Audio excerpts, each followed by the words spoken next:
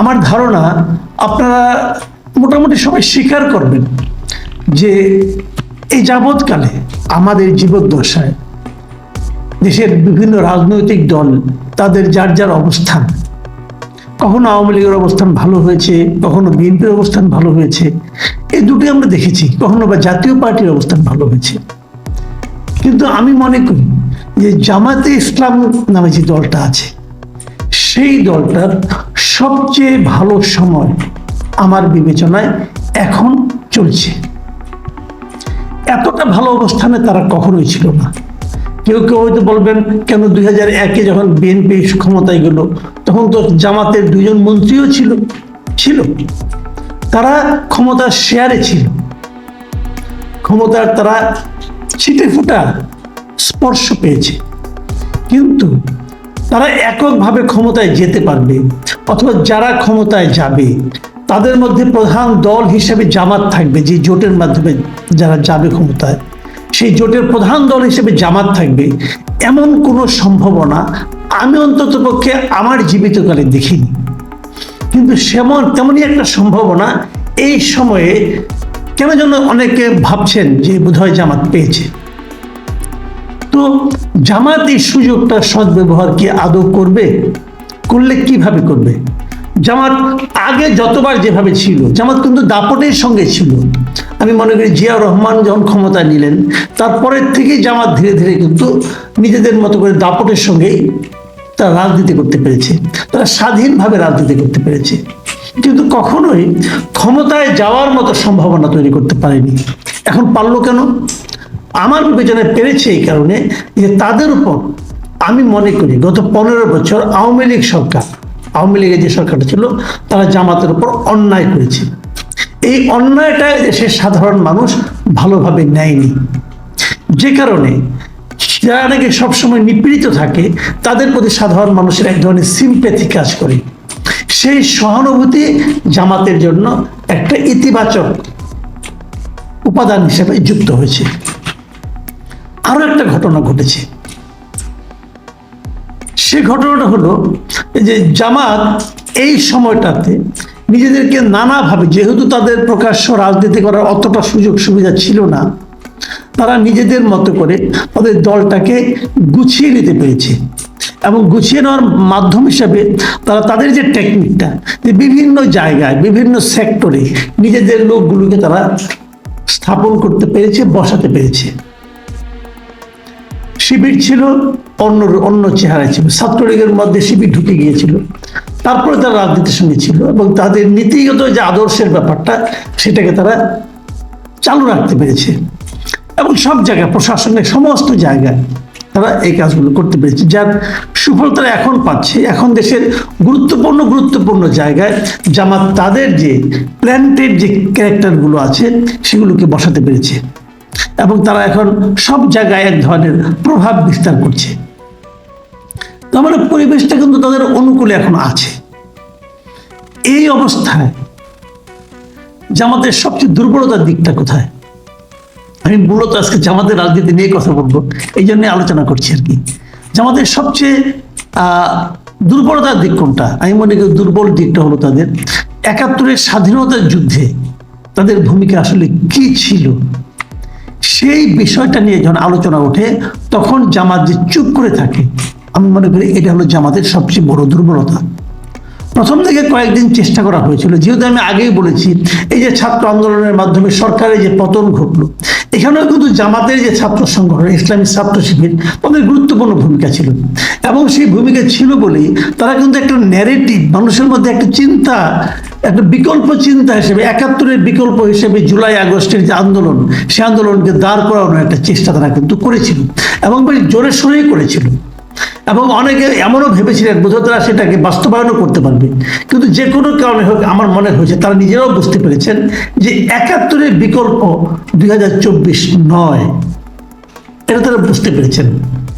9 মাসের বিকল্প 36 দিন নয়, এটাও তারা বুঝতে পেরেছেন। ওটার উপরে এটাকে ওঠানো যাবে না, ওটাকে প্রথম আমাদের স্বাধীনতা যুদ্ধ হিসাবে মেনে নিয়েই পরবর্তী কাজগুলো করতে হবে। ওটাকে যদি আমি আপনাদের প্রধান অর্জন মনে করি, আমাদের জাতি হিসেবে আমাদের প্রধান অর্জন মনে করি। তো সেই অর্জনে জামাতের কি ভূমিকা ছিল, সেই অর্জনে জামাত কি ভূমিকা রেখেছিল, সেই প্রশ্নটা কিন্তু মানুষের মনে আসবে। এই জায়গায় প্রথম জামাত যে স্ফুলিঙ্গটা জ্বালালো, আমি মনে করি যে আলোচনাটা কিন্তু বিতর্কটা কিন্তু জামাতই উস্কে দিয়েছে। কোথায় উস্কে দিয়েছিল? জামাতের আমির উনি একটা সবাই বলেছিলেন এদেশের একমাত্র পরীক্ষিত দেশপ্রেমিক হলো জামাতে ইসলামী এবং সেনাবাহিনী। ওটা বলেই উনি মানে আলোচনাটা উস্কে দিয়েছেন। এবং তখন দেখলাম বিএনপির বিশেষ করে একজন নেতার কথা আমার বলতে হয়, মেজর হাফিজ উদ্দিন আহমেদ, উনি কিন্তু এই প্রসঙ্গটা তুলেছেন। উনি বেশ দৃঢ়তার সঙ্গে বলেছেন, প্রশ্ন করেছেন জামাতকে নিয়ে। এবং উনি সর্বশেষ আরেকটা কথা বলেছেন, সেটা হলো যে জামাতের আসলে উচিত ছিল এই সময়ে এসে তাদের ৭১-এর ভূমিকাকে জাস্টিফাই করা, যে বলা যে ৭১ আমরা যেটা করেছি সে কাজটা আমরা ভুল করেছি। কিন্তু তার না করে জামাত যেটা করছে, তারা ৭১-এর ভূমিকাটাকে গ্লোরিফাই করার চেষ্টা করছে, বলার চেষ্টা করছে যে ৭১ আমরা যা করেছি ঠিক করেছি। এই যে ব্যাপারটা, এই বিষয়টা আমি মনে করি আগামী দিনে জামাতের রাজনীতির জন্য একটা বড় ভূমিকা হয়ে দাঁড়াবে।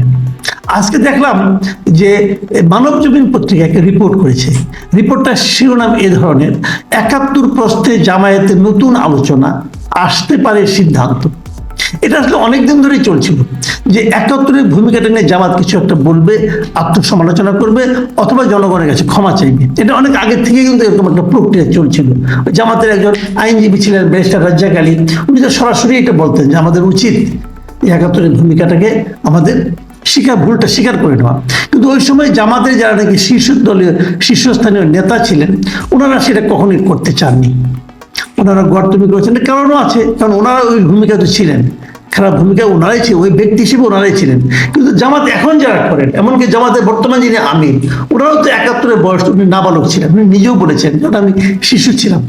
তার মানে এখনকার যারা আছেন তারা কেউ কিন্তু ৭১-এর মুক্তিযুদ্ধের সঙ্গে জড়িত ছিলেন না, পক্ষে বিপক্ষে কোনো দিকে ছিলেন না। তাহলে ওই সময় তার দল একটা ভুল করেছে, এটা স্বীকার করতে দ্বিধা কোথায়?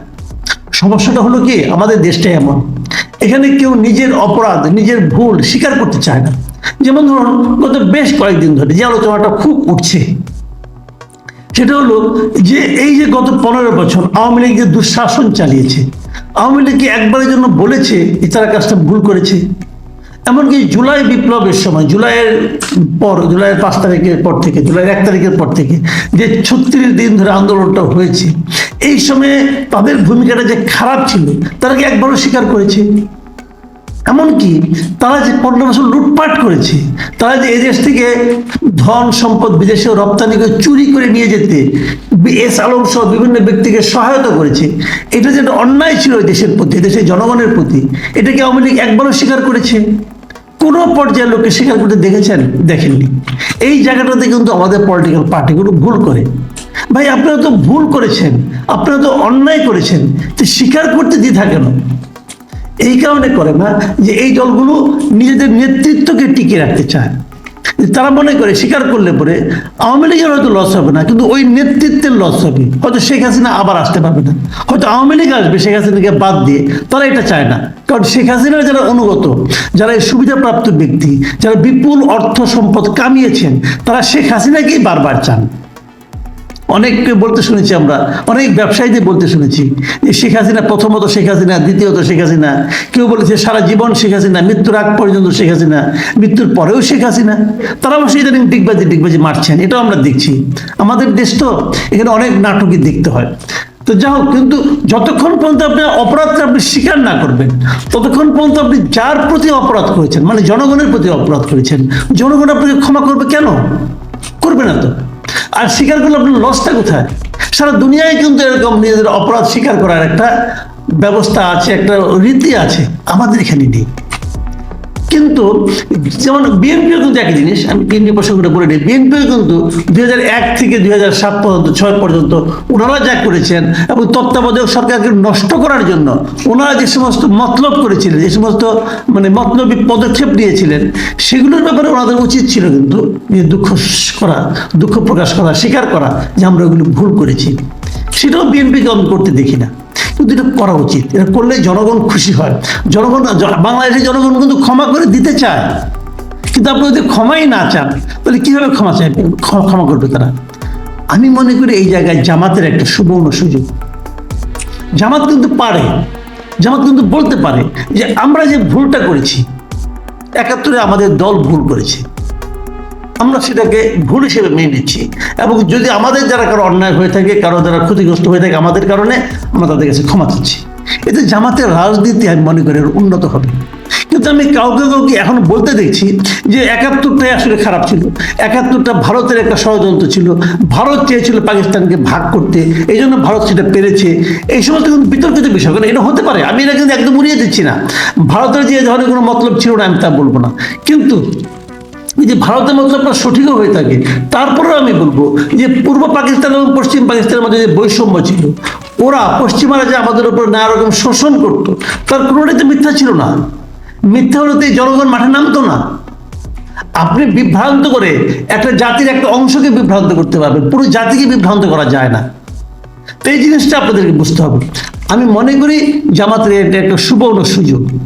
জামাত যদি আমাদের রাজনীতিতে নিজেদেরকে গুরুত্বপূর্ণ রাখতে চায়, তাহলে আমি মনে করি জামাতের উচিত হবে মানে দ্রুততার সঙ্গে স্বীকার করে নেওয়া যে ৭১ আমরা ভুল করেছিলাম।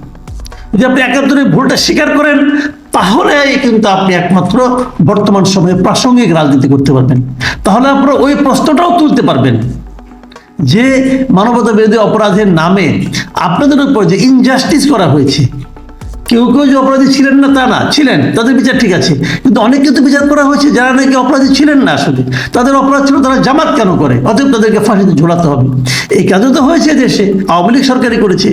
তো এই পুরো বিষয়গুলো আমি মনে করি রিভিউ করা দরকার। আর এই সুযোগ জামাত শেষ পর্যন্ত নেবে নাকি তাদের সেই পুরনো রাজনীতিতেই থাকবে, এটা আগামী ২-১ দিনের মধ্যে হয়তো আমরা দেখতে পাবো।